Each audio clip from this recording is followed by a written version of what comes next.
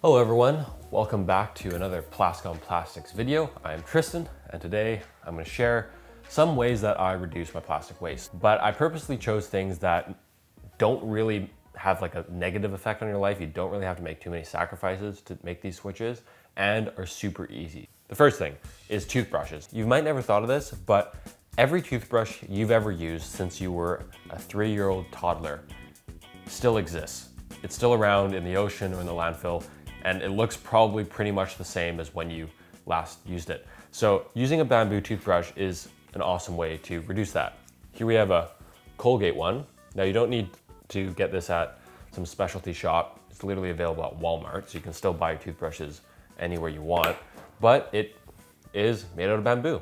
And to be honest, I think it looks a lot better than normal toothbrushes. It kind of has a sleek, cool look. And as a person who tries to practice minimalism or just like simplicity in their everyday life, having a wooden toothbrush not only is better for the environment, but it actually looks better. Now that brings me to the next item, which is deodorant. A lot of people don't know that there's an alternative to normal stick deodorant, and that is deodorant that looks like this. This is super deodorant,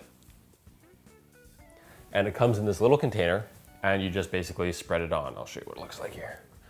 Just like this. First of all, it's great deodorant. It's infused with silver, which naturally kills bacteria. And I don't find myself being smelly whatsoever on this deodorant. The second thing is that it's not made out of plastic, so it's better for the environment. And the third thing is, if you look at how small it is way more convenient. Okay, so the next item is something that I found out about making this video. So I haven't used it yet, but I'm excited to try it, and that's bar shampoo. Now the reviews of bar shampoo seem to be really good. I got this one at Lush. It's just like normal bar soap, except it's shampoo. And you basically rub it in your hair and you get shampoo. Now it's super small, which I also like. Not that I have to transport my shampoo, but as a psychopath, maniac, minimalist type of guy, I like that look in my house. I do prefer it other than those big bottles.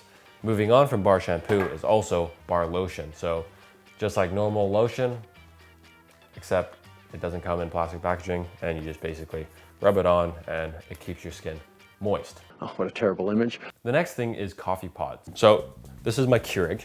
I mean, you don't have to have an alternative machine, you just need the alternative pod, which is the My K cup. So this is a reusable Keurig pod. Basically, it opens just like this. You put the coffee in there, and then you close it, and then you put it in your Keurig. I don't know why these didn't catch on, but some of the reviews say that this thing doesn't fit, and actually does. People just don't know that you have to remove the original housing before you put yours in, and then it fits and it works awesome. It does take me about 24 to 25 seconds extra every day to make my cup of coffee, but I believe it's well worth it. So the next thing on my list is razors. I don't know if anyone is still using disposable razors, but you should definitely switch to reusable razors, ones that just switch the head off. You can keep the handle, you can have a better handle, and you're saving way more plastic. Number 6 is more of a system rather than a product. So I had this box here, and this box is something that we actually make at Plascon, but I won't get into that right now. But it basically unfolds like this. You can use any plastic tote or any wooden tote or any box you have lying around, even a shoe box would probably work. And you open it up like this. So I bring this into the grocery store. I put it in a metal shopping cart, and then I load it up with groceries. So there are a few benefits of this. Number one, it's reusable. I can use this for other things other than groceries. The second thing is I don't have to use disposable plastic bags every day. I also don't have to use the see-through vegetable plastic bags either, the poly bags, because I can just load them in here because I know it's clean. And at last is when I'm done with the groceries at the grocery store, I take this out of the cart and put it back in my car. And then when I get home, I take this out of the car and bring it back to the home. So I don't have to make multiple walks back and forth to the car and stuff like that. Another thing grocery related is you can go to places that sell bulk foods like Bulk Barn. So instead of buying like a bag of raisins or almonds in a big plastic bag, you can basically bring reusable jars like this. And you basically go and you weigh your jars, and then you fill them up with whatever you want, and then you get them reweighed. That way you don't need to have more plastic packaging and you can just reuse your jars over and over again. That brings me to number 8, which is food packaging in general, especially with meats. With meat, you'll often notice that it's packaged in plastic or styrofoam containers. And what you can do to avoid this is if you go to your deli or something like that, you'll get meat like this, and they'll usually come in paper bags. And not only can you support local small businesses, but you also get better meat without plastic. So number 9 is cutlery. So things like, when you throw a party, I understand, people need to buy disposable plates here and there, but you should never buy styrofoam plates. Styrofoam comes from the plastic polystyrene, which is the number 6 plastic, and it is pretty much impossible to recycle. The way polystyrene works is it breaks down really bad in environments, and it basically just wreaks havoc on any ecosystem. Polystyrene and styrofoam is probably one of the worst materials when it comes to plastic littering. So if you do need to have disposable plates, just buy paper plates. They serve the same purpose without all the negatives. Now, before we continue, I just want to say that if you are enjoying these videos and you think these tips are helpful, leave a like or subscribe. 98% of you are not subscribed, so you can be that 2% who does subscribe. Okay, moving on. Number 10. Now, we all know that Uber Eats and food delivery is very convenient, but you will notice that a lot of times they will give you plastic containers when you have takeout food. One way that you can solve this, you can either stop ordering from restaurants that have plastic takeout containers, or I think it's kind of wise if you leave a review. For example, on Google Reviews, you can leave a review and say, hey, I would order even more. It's great food, but the packaging's plastic. So if that's something that you could change, that'd be awesome. And if their reviews are going down and they're getting less stars because of plastic packaging, that's a pretty easy switch to make their restaurant a lot better. The next change you can make on your life is more of a mentality change, and that's regarding the world of fast fashion. So fast fashion is one of the leading contributors to litter and plastic waste. And a lot of the material that's used is wasted. So although it's basically fast fashion's fault, at the end of the day, the responsibility is still on the consumer not to support these businesses that make too much clothing. In addition to clothing, you should also take that mentality, everywhere you go.